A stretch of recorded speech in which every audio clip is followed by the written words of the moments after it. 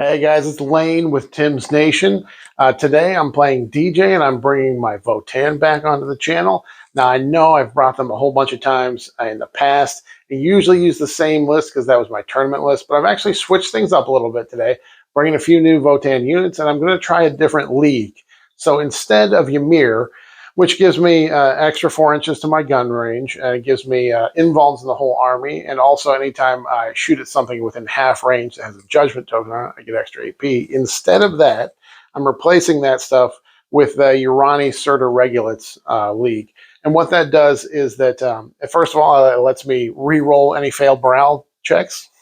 Ace right there. That's a great reason to have it. Just kidding. There's very small units in my army, so it won't come up very often. However, what it does do is give my entire army +1 toughness. So I've got one Hecaton in there that will go from T8 to T9. It makes the Pioneer jet bikes T6.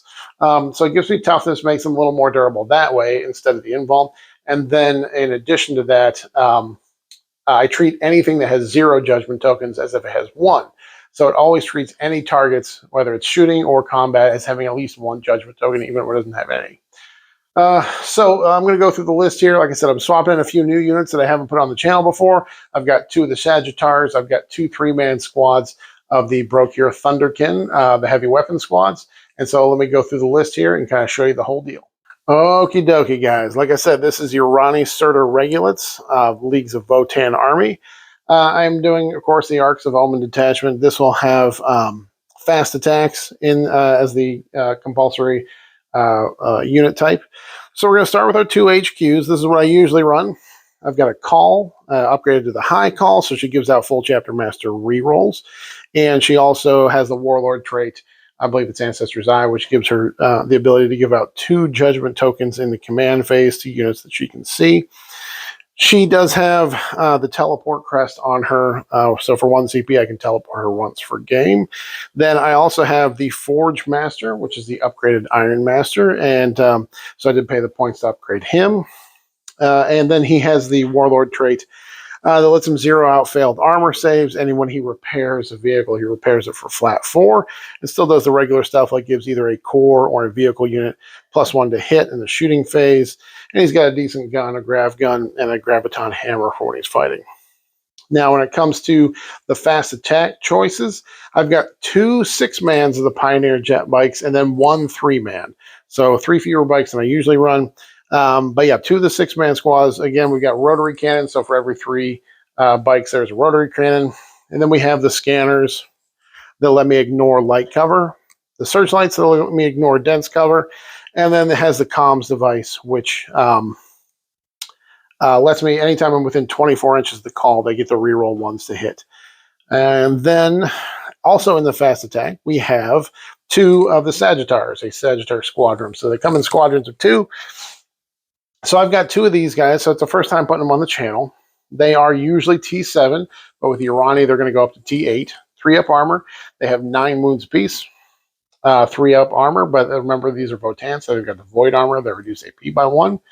And then each one of them has a 10-inch move, and they have a 5-man transport capacity. So in today's game, I will be transporting 5 berserks in each one. They also have the interesting ability of being able to split up the 10-man infantry squads, the Hearthkin Warriors. I don't have any of them on the table today, so I won't be using that, but they will be just toting the berserks around, hopefully getting them close to combat so they can do some damage. So on to the elites, and that would be the 2-man berserk squad. So these are 2 5-man squads. They have the plasma axes. These ones that have the sweep and the strike profile. I usually do the sweep just so I can throw all those sweet dice. I've got the upgrade to the mole grenade launcher in each unit. And so the 5-man unit with the upgraded model gets 32 attacks with a sweep profile at strength 5, AP 3, 1 damage.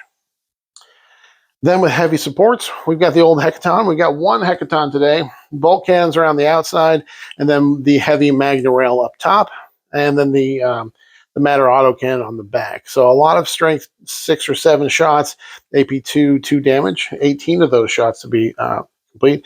6 strength 7 ones from the auto cannon, and 12 strength 6 AP2 2 damage from the bolt cannons. And then the heavy Magna Rail up top, just 1 shot, but remember it's strength 14, AP4, D6. I'm sorry, 6 plus 2d3 damage, and it ignores invulns. Then in the heavy support, we've got another 2 units that I have not put on the channel yet. We've got 2 3-mans of the uh, uh, Brokir Thunderkin. These are the heavy weapon guys. On both squads, I've given them the grab guns. They seem like the best guns to be using. So each single guy will get D6 shots. They're only an 18-inch range. That may be the one downside to them. They're strength 5, but they're AP 3, 2 damage. They're grav guns, though. So if you have a 3-up armor or a 2-up armor, they're going to be 3 damage. So against DJ's Grey Knights today, everything's going to have at least a 3-up armor save. So every time I'm hitting, I'm doing 3 damage with these guys. They are T5, T6 with Urani, 3 wounds apiece, 3-up armor. And I'll probably be putting them in reserve because I want to be able to bring them in from reserves, because that 18-inch range, I need to bring them in close. If they're just hanging out there on the field, they're too easy to target for his teleport strike secondary. So I'm going to put them in reserve a little bit until they can come in and do some damage. But that's the list. All right, so today, secondaries, I'll be taking Abhor the Witch. I was going to say Purge the Witch, but that's not. Abhor the Witch, as we talked about on the last battle report, Abhor the Witch was moved into a different category with the latest balance update. So it's in the same category as Assassinate and Bring Them Down. But I'll be taking Abhor the Witch because against DJ's Grey Knights, it'll be great. And I'm also taking no prisoners. I think we added up. He has 124 wounds that he'll be putting on the table. So it's quite possible I can get 12, 13, 14 points on that. Depending how the game goes. And I'm going to take Lay Claim as well. That is the Votann secondary, where I have DJ put out 3 objective markers at the beginning of the game. And if I control them at the end of the game, I get 5 points for each one I control. Pretty simple, but not always easy to score. But I feel like today I'll be doing a lot of damage and be able to have the board control by the end of the game. All right. Well, if you want to find out if I'm right about that prediction, jump on over to the battle report and check out the actual game. All right. I'll see you guys there.